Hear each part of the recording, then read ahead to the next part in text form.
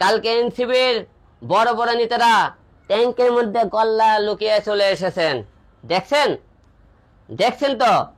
তাহলে দেখেন, গোপালগঞ্জে আওয়ামী লীগের ক্ষমতা নাই, তাদের নেত্রী নাই, তাদের রাজত্ব ধরে রেখেছে। আর বগুড়াবাসী তোমরা কি করছো? তোমাদের কোলে নিয়ে যায় কি করছো? অন্যান্য দলের আশ্রয় দিয়েছো। তোমাদেরকে ধোলাই দিতে দিতে নিয়ে গেছে কোন জায়গায়? বনের মধ্যে, জঙ্গলের ভিতরে। মনে পড়ে? তাই বগুড়াবাসীর লজ্জা একবার দেখেন, শহীদ জিয়াউর রহমানের এলাকা বগুড়া জন্মস্থান, সেখানে আওয়ামী লীগ সিট পায়। আর আমারও লজ্জা লাগে, বগুড়া আমার জন্ম, যে আওয়ামী লীগের জন্য এত আন্দোলন করছে সেই বগুড়াবাসী বগুড়াতে আমাকে আওয়ামী লীগের জন্য বাঁচছে, আমি দুঃখ ভুলিনি। আজকে বগুড়াবাসীরা দেখেন গোপালগঞ্জের কথা, আওয়ামী লীগের শাসন এখনো তারা ধরে রাখছে। আর বগুড়াতে আপনারা ধিক্কার জানাই, আওয়ামী লীগ সিট পায় আপনাকে ওখানে, আওয়ামী লীগের লোক আপনাকে মারে।